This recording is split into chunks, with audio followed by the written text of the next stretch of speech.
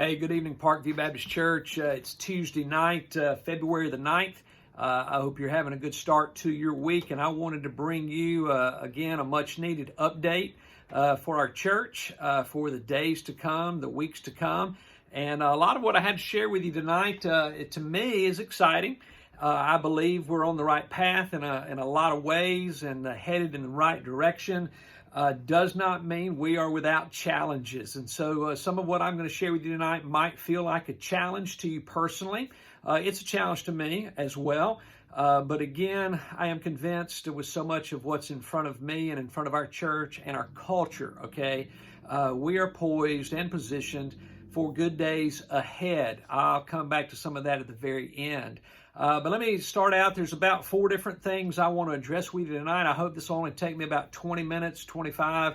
You know how us preachers are, but I'll get started. Number 1, we plan on returning to in-person worship on Sunday, February the 21st. I don't see a reason why we shouldn't.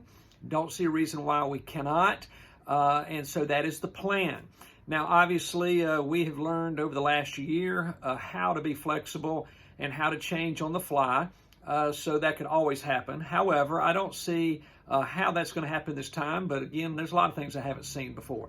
February 21st, which is 2 Sundays away, starting back. And here's the way this will look for us as a church.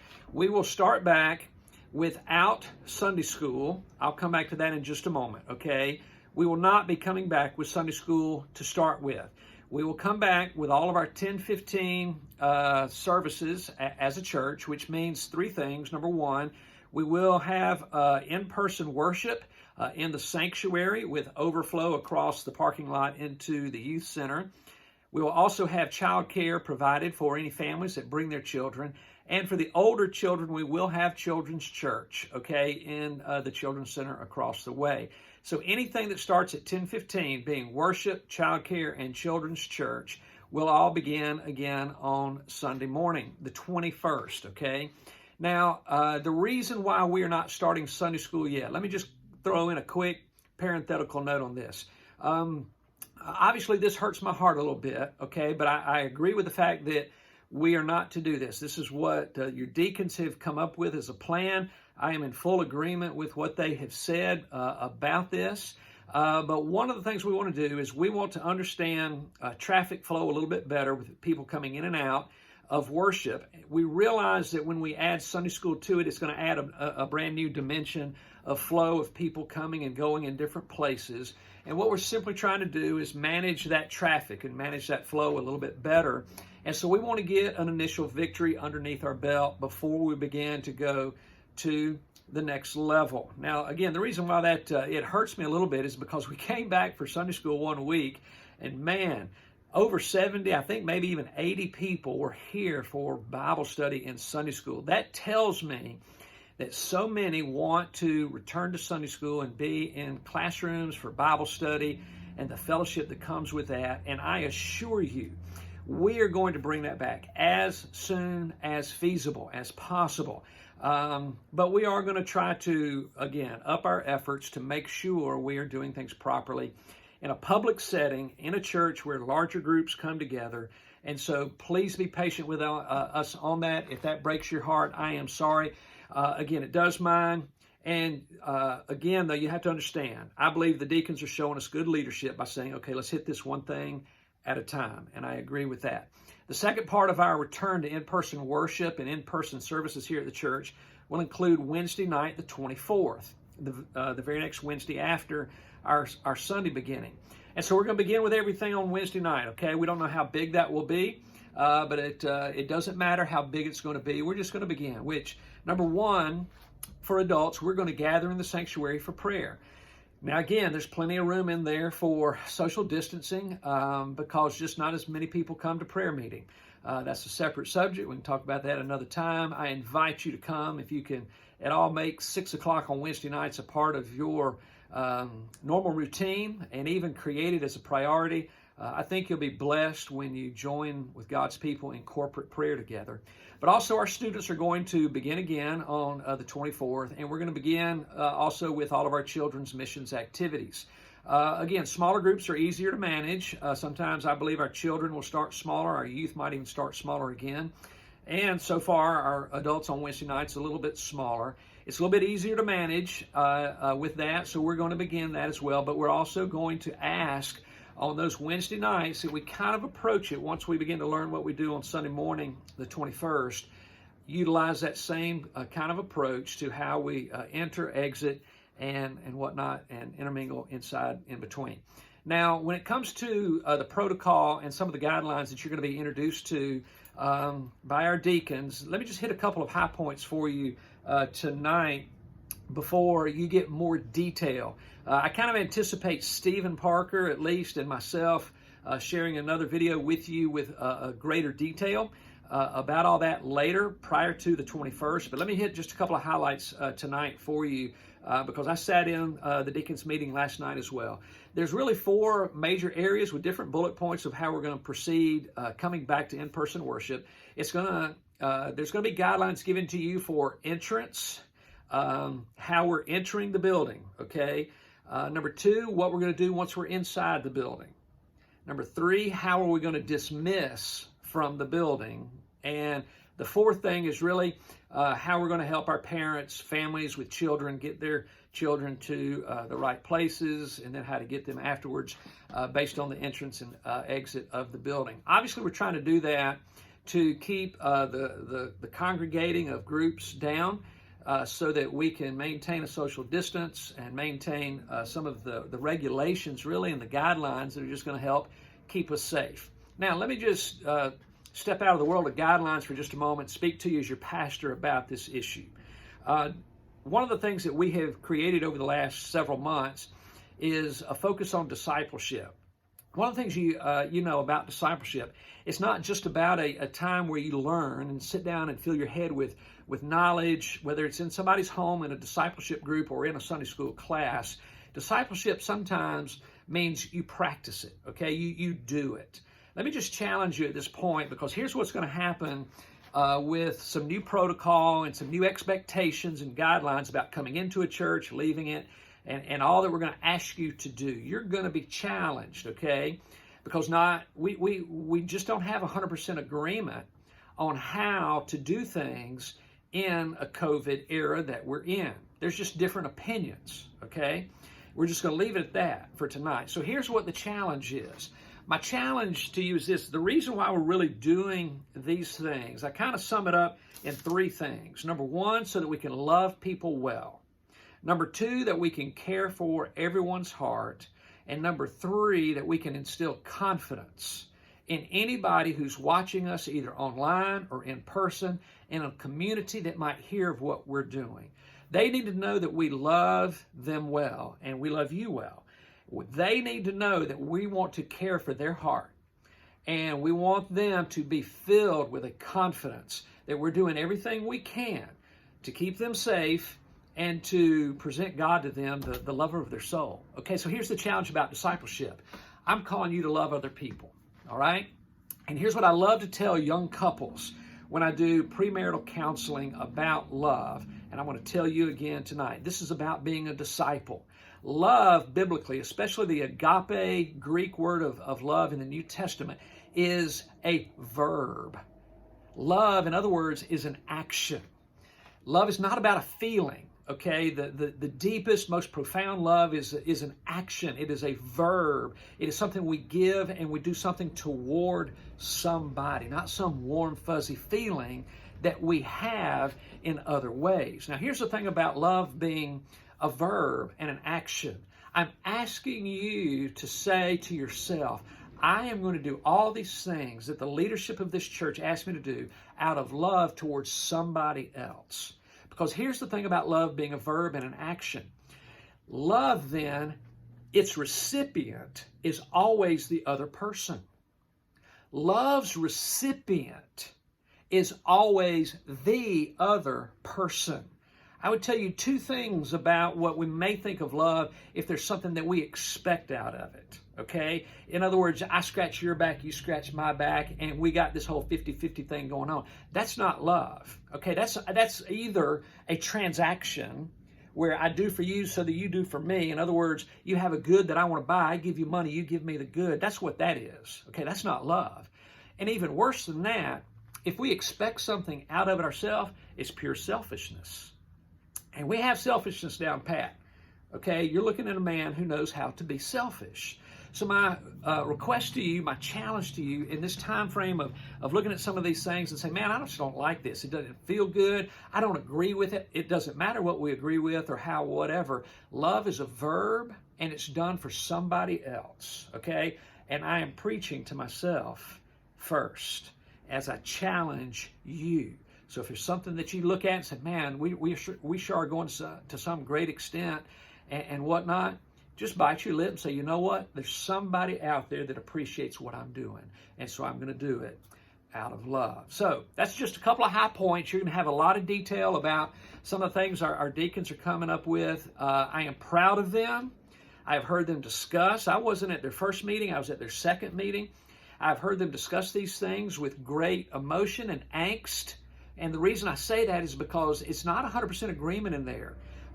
We share things, but I heard your deacons over and over again. But whatever the group decides, they are seeking to bring to you something that is collaborative amongst themselves, that has the church and our community at heart. I'm very proud of what they're doing, and I believe they are being led well by Stephen, by Brad, and everyone in there that is cooperating with that. All right, enough about that.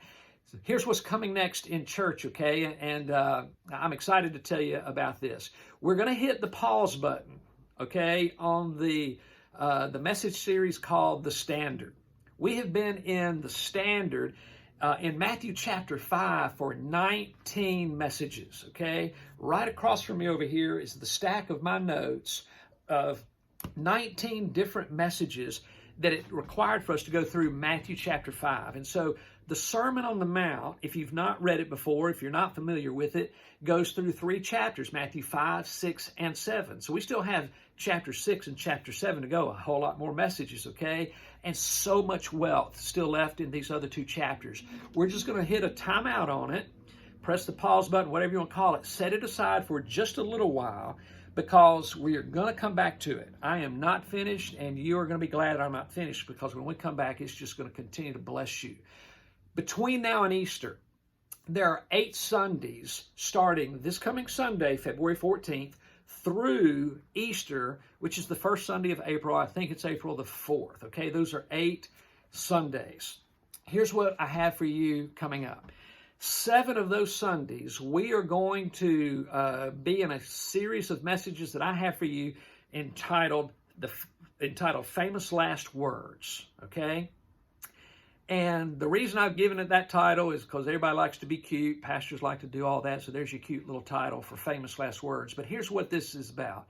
There are 7 different sayings, so to speak, or quotes, 7 last words, some people say, that Jesus gives us while on the cross. And we're going to take 7 weeks to talk about those 7 different things that will culminate in our celebration of Easter in that first Sunday of April. Now, a couple things about that to let you know. We're going to start this coming Sunday, February 14th, and we're going to be looking at Luke chapter 23, verse 34. And one of those sayings, the very first thing Jesus said while on the cross, according to the Gospel of Luke, is this, where Jesus said, "Father, forgive them, for they do not know what they're doing. Father, forgive them, for they know not what they do." That's this Sunday. So saying number 1 hits us this week. And it's going to culminate in that 7th saying on Easter Sunday morning of April the 4th. Now there's an 8th, I put up a 3, there's an 8th Sunday in there. And I'm so proud and happy to let you know that we're going to have a guest preacher on that Sunday in the midst of all this. And I'm going to go ahead and tell you, it's Brother Herman Parker. I've been looking for an opportunity to have Brother Herman speak to us. He has come back to Eufaula, once pastored here at Parkview, and I just cannot wait to have Brother Herman in the pulpit on February the 28th, okay?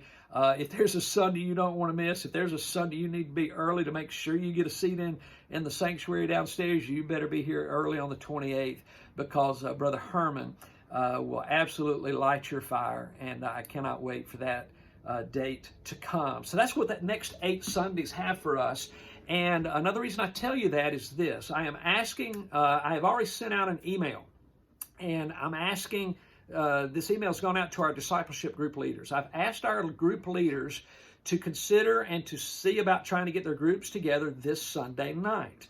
Now, I know we're not in-person worship in the sanctuary, but as we kind of announced our temporary closure, we're coming up on 2 full weeks already of being shut down in that. And so if you think about this in terms of the quarantine and how we've kind of separated ourselves out to let a couple of cases of COVID go away and just kind of settle things down, we're well within that time frame. And again, smaller groups are easier to manage than larger groups. So I hope your discipleship group will be willing to begin to get together this Sunday night, whenever you get the opportunity, whether you meet at 5, 6, or wherever you are, and begin to go over these 7 sayings with us. I think it's going to be very important. I think it's going to be very insightful. I think it's going to fill you with encouragement as we investigate more of these 7 sayings. We need to investigate these 7 things every single year, I think, because there's no way I'll be able to exhaust everything that has come out of our Lord's mouth while on the cross. We'll only be able to touch a little bit of it. So talk to your group leaders, see what's going to be happening. We're going to invite folks back even to the sanctuary downstairs to be a part of the group down there also, because I really believe we can function in that way. And y'all just talk amongst your groups. Again, make sure you do all the right things. Are you feeling well? Have you been around anybody with COVID? All those good things. You can figure it out. We've done it before. And so I encourage you to do that there. But I really am excited about these next 8 weeks on the famous last words, the title of the series, and Brother Herman sharing with us very soon. One other thing I want to share with you tonight, and then we'll close it down and let you get back to your regular scheduled programming, what all you like to do on Tuesday evenings. But the last time I shared some things with you about really what they're calling trends and traits that are going to come out of the COVID era for churches, okay? Some of the things that they're showing us and telling us, like this whole men of Issachar thing. There's a lot of men out there who have great understanding, and they know what to do. And really I'm following right now about 5 different people and groups and whatnot, and listening to things. And then I take what I follow, and these are people that I believe I have a trust for of who they are, their track record. And then I take those and I then go to other pastors who are friends of mine, and we talk about things, and we bat things around just for more counsel. And I look at a lot of these things, and I'm just encouraged about our church, because number one, again, just a quick review, even though attendance, they tell us, may never be the same again in our worship services, that does not scare me yet. I'm not yet afraid of that trend, and they say that will be a fact one day. They tell us that a hybrid ministry is going to still be required, and that does not scare me either. I don't necessarily enjoy talking to a phone right now or to a camera, but we can figure that out even more and more. And I really believe it's going to continue to help us grow our reach here in Eufaula, and as we continue to progress in a very new day, because I think it's going to drive our church outward into more discipleship groups and more things like that. But as it drives us outward in that way, I want it to turn it around and drive it back to a great time of corporate worship. And so we'll talk more about that later, but I'm not afraid of this. I hope you're not either. And again, for a period of time, I think if the church is going to grow larger, it has to do so by growing smaller. And so obviously by that I mean our groups are going to have to grow. We're going to have to reach out into the community, go further out, create more opportunities, do more outside there as a great entry point into ultimately bringing them back into a corporate worship. But even though they tell us attendance may never be the same, don't let that get you down. Don't let that worry you, because there are ways that we can drive that if we get out and push out and think smaller in order to get even bigger. That means, too, that this whole quote out of Hebrews chapter 10 that we like to give for corporate worship, that we should not forsake the gathering of the assembly. That I fully get it, fully believe it. We should never forsake the gathering of the church. But I will tell you this, that's going to mean, again, a shift in importance of what it means to gather together the assembly. And so the gathering in our homes, the gathering in groups wherever we are, in community places, in places of business where some of our folks are doing some discipling right now. That is a gathering of the assembly, and it must be promoted and celebrated as such. And so just remember that as we connect with people a lot. I talked with you about church collaboration, and that's something we'll talk more about later, about churches sharing resources of all kinds of things, including staff. Okay, and that's kind of an way out of the box thinking, but something that's really kind of exciting we talk about later. But I want to finish with this tonight, and that is this again. They tell us that positivity is required. Listen, regardless of the challenge, stay positive. Be encouraging. We don't need to talk about how we're being persecuted. We don't need to whine about such things. We don't need to bemoan all the things that we bemoan. And listen, I've whined, okay? Just ask Lori. I'm sure she wants to give me the eye roll at the house if she hears me whine about things and bemoan some things. This happens to us, okay? But we've got to somehow, as we do, come out of it and pray and say, okay, God, you got this. And so I'm going to be positive. And I really do believe at the end of the day that this is going to be the church's finest hour if we'll continue to push. Simplicity, they're telling us, is going to be the strategy. Being simple in your strategy of how to do things. Discipleship prayer. What a great two-prong approach to the church, in my opinion. And then remaining agile and agility over time is going to be very important. The final word that I really didn't share with you last week is this. They're telling us that churches that will come out of the COVID era successfully are those who will, what they call, will win the weight. The W-A-I-T, not the weight around our middle or that we're trying to shed in pounds, but those who win the weight will come out successfully. Now, here's the reason why I share that with you as my final word tonight is this. I have needed to be reminded of that again. I constantly want to move forward. I constantly want to say, what are we waiting on? I constantly want to say in my mind and in my flesh and my own spirit, I got to push, I got to move, I got to go. Well, again, we're learning, and God is the teacher, because none of this is past God. As God is teaching us still today to wait. I was reminded of that in a text the other day, again, and you know who you are. But again, I read these words from these men of Issachar that are out there today, and they're studying our culture. They know what to do. They understand this, and we're learning from them. They are saying to pastors, win the wait. Help your church win at waiting. And so I share that with you to challenge myself. And if I ever look frustrated to you, and if I ever look like I'm about ready to pull my hair out, even though it's short up here underneath my hat, okay, just say, Mike, win the wait. Win the wait. Encourage me too. And I want to encourage you in that same way. So here we go, church. We're getting ready to come back out of our closure on the 21st, not this Sunday. However, this Sunday, I hope we can start back discipleship groups as we start to talk about famous last words. Luke 23:34 will be the first one this Sunday. Father, forgive them, for they do not know what they are doing. I cannot wait to start preaching on these things. So I look forward to seeing you. If you have questions, comments, concerns, anything, you let me know. And I look forward to sharing with you again. And I'm going to have that good-looking fellow Stephen Parker with me soon as we go over more details about all of our return and re-entry into in-person worship. I got to finish because I can't talk anymore. Love y'all. Y'all have a great night. See ya. Bye-bye.